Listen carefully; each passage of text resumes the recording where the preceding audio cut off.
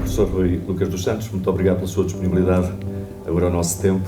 É um gosto. Já nascido há uns aninhos em Torres Novas. Em Torres Novas, isso mesmo. Muito bem. Que memórias tem dessa terra? Olhe, gostei tanto, digamos que vivi praticamente 17 anos em Torres Novas e depois vim estudar para Lisboa. Os meus pais continuaram em Torres Novas, vim estudar para Lisboa, passou a ser quase a minha terra, Lisboa. Havia visitas à família, havia permanência de alguns dias, periodicamente, mas, digamos, em permanência não. Mas antes de chegarmos a Lisboa, gostava que me contasse um pouco mais de Torres Novas, da sua infância, como é que estas coisas aconteceram? Uma família humilde,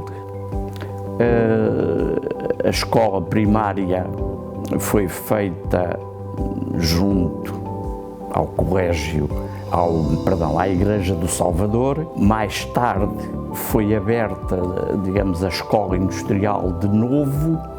Eu fui o aluno número 5, portanto fui dos primeiros a matricular-me, permaneci até ao final do curso industrial, neste caso curso industrial de formação de serralheiro, e depois habilitei-me, vim para Lisboa, mas vim para Lisboa sem nunca ter conhecido até à altura Lisboa. Tinha vindo 2 ou 3 vezes a Lisboa. E nessa altura, o que é que pensava ser? O que é que gostaria de se transformar do ponto de vista profissional? Engenheiro. E dentro da engenharia?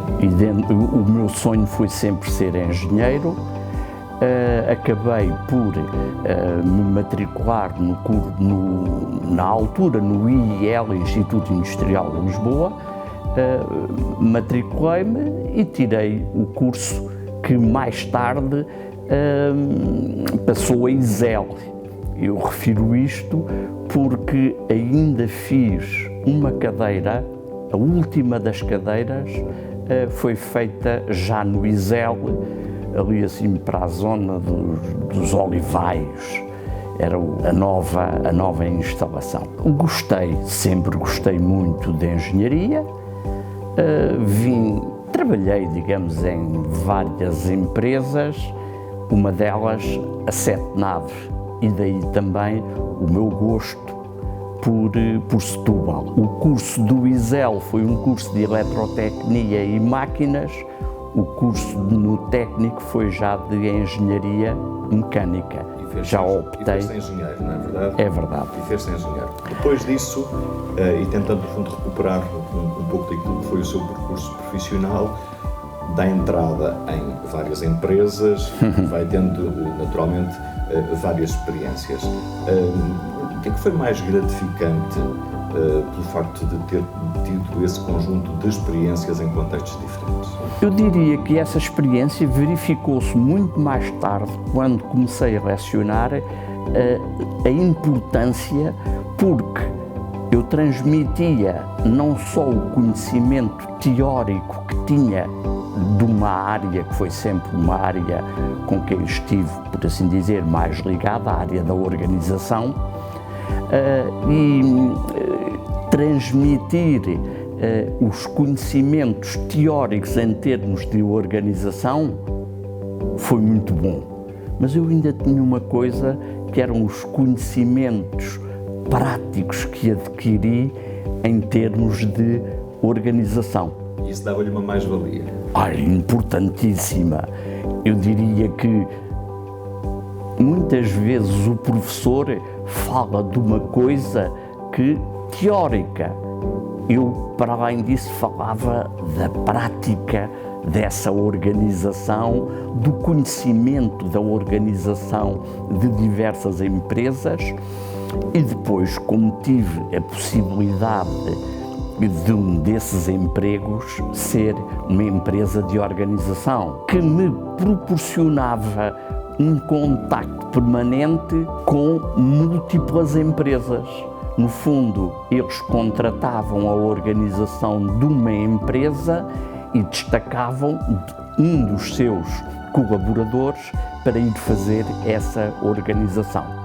E, portanto, a área industrial, eu fiz organização na SAPEC, eu fiz organização nas Minas e Metalurgia, organização na EDP, numa infinidade de empresas que permitiu adquirir aqueles conhecimentos práticos da realidade da empresa e que permitiram, quando do lecionar, permitiram-me transmitir essa experiência que, no meu ponto de vista, por vezes é uma falha na área da organização de não terem docentes que tivessem esse conhecimento prático das empresas. Foi uma paixão para si lecionar? Sim, completamente. Eu quase que me apetece dizer que, se não fossem determinadas circunstâncias, determinados aspectos como, por exemplo, ir dar uma aula e dar 20 voltas ao quarteirão para conseguir lugar para estacionar.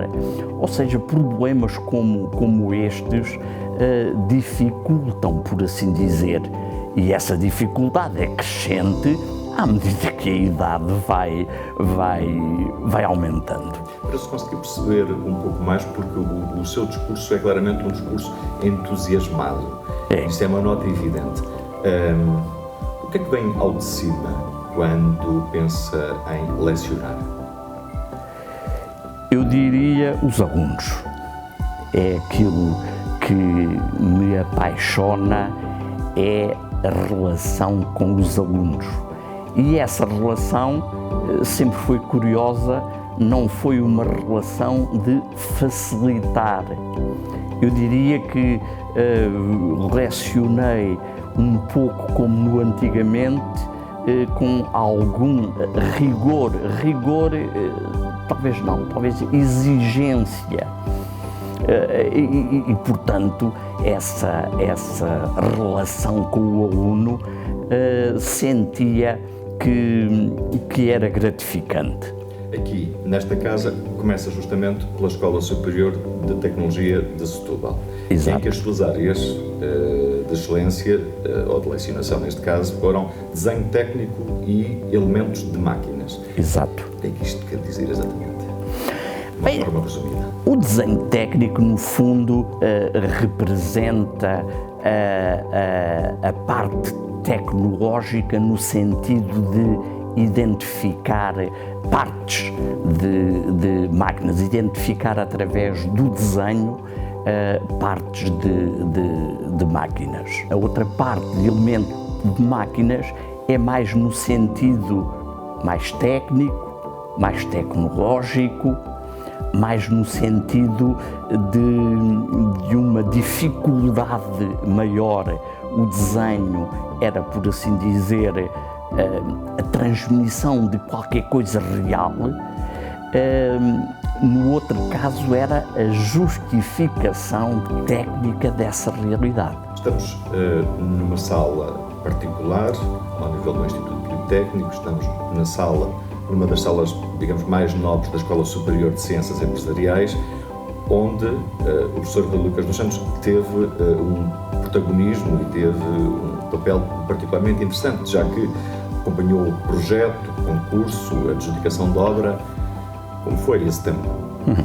Olha, a minha boa relação com o professor Duarte Silva levou a um entendimento por parte dele de que seria um elemento de interesse, por assim dizer, poder associar-me a ele no sentido de, dada a sua posição de presidente do Instituto, quando da construção desta escola, desta instituição, não poderia estar em permanência. E eu era, por assim dizer, a voz dele, sem de forma nenhuma me demitir da minha própria voz, no sentido de ter acompanhado tudo que teve a ver até aquilo que nós vemos hoje, que é este edifício. Portanto, a parte do projeto, a parte do contacto com os arquitetos, a quem foi os irmãos Mateus, a quem foi adjudicada a execução da obra, o contacto com a própria Itermar como entidade que construiu aqui as instalações, algumas idas ao Ministério, neste caso, a acompanhar, a assessorar, por assim dizer, o professor Duarte Silva, foram, por assim dizer, os pontos mais importantes desta intervenção / construção. Foi a maior dificuldade neste processo? A maior dificuldade, algumas divergências que existiram em termos de projeto. Eu recordo-me de uma delas, por exemplo. Havia, para além dos 2 arquitetos irmãos que tiveram a ver diretamente com a construção do edifício, havia um arquiteto paisagista. Eu recordo-me que em determinada altura um certo conflito, porque dentro da sua concepção da paisagística para este edifício, achava bem a construção de um espelho d'água. Era bonito, dava uma imagem, e eu sempre discordei, o professor Duarte Silva também, sempre discordei dessa visão. Numa escola, um espelho d'água não era com medo que o aluno pudesse morrer afogado porque escorregava, mas as latas das bebidas, preferencialmente, iam parar ao espelho d'água. Para além de a instituição diretora da escola não está cá presente, haveria ausências durante, eu diria, 12 horas no dia ou 12 horas na noite. E por que não a rapaziada, dentro do seu espírito guerreiro, de não terem ido parar dentro dela? E, portanto, foi, por assim dizer, uma luta para abolir o espelho d'água, que tinha, como digo, sido quase até a bandeira do arquiteto paisagista. E assim se fez o edifício e não se construiu o espelho d'água? Não. E qual foi a nota de maior satisfação em relação a esta construção onde nos encontramos? Eu diria que talvez tivesse sido numa fase posterior. É que, para além da construção, havia que equipar. E, portanto, foi-me destinado uma fatia importante de lançamento de concurso de equipamento, análise desse material, o ter que separar entre uma dúzia de concorrentes aquele que melhor apresentava, digamos, o seu equipamento, e tudo isto sempre limitado por um fator, quase podemos dizer natural, que era o custo. E, portanto, eu diria que foi uma segunda fase entusiasmante também, o poder analisar, escolher, decidir uma fatia desse equipamento. Tem hoje um gosto particular para si estarmos justamente neste edifício a ter esta conversa? Ai, muito. Eu não posso esquecer que, digamos, a minha intervenção foi também uma intervenção de pai para com tudo isto que é, ou que foi pelo menos até à altura de eu me reformar no ano 2000, foi, por assim dizer, ou sinto, por assim dizer, a paternidade conjunta de toda esta obra ESSE. No seu entender, e de entre, com toda a certeza, muitos episódios e de muitas situações que foram marcantes para si do ponto de vista pessoal e profissional, o que eu gostaria era que pudesse eleger um episódio significativo da sua presença no Instituto Politécnico de Setúbal? Podemos dizer que na fase de construção, eu recordo-me de um episódio que em determinada altura,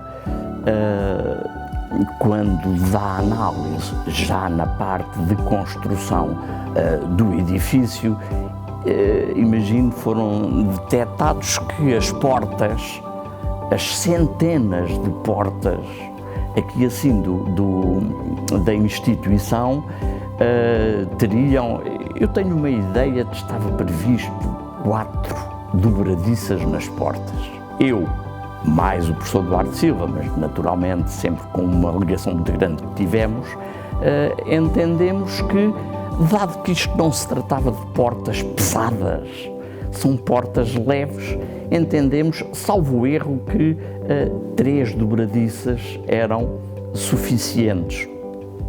E por parte do construtor, quase que encolheu os ombros, pronto, ok, é um benefício, são 3 e tal. Mas na altura alertámos de uma coisa que é, não, tem que ir a menos-valias. E, portanto, foi como que o conseguir um benefício em termos de menos-valias resultante de termos optado por reduzir numa dobradiça em cada uma das meias portas. E assim se fez uma particular economia. Sim. Com toda a certeza. Sr. Professor, muito obrigado pelo seu tempo.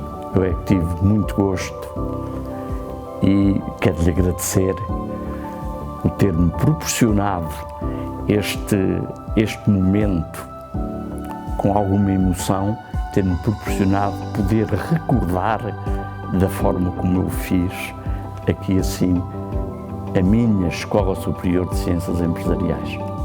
Muito obrigado. Muito obrigado.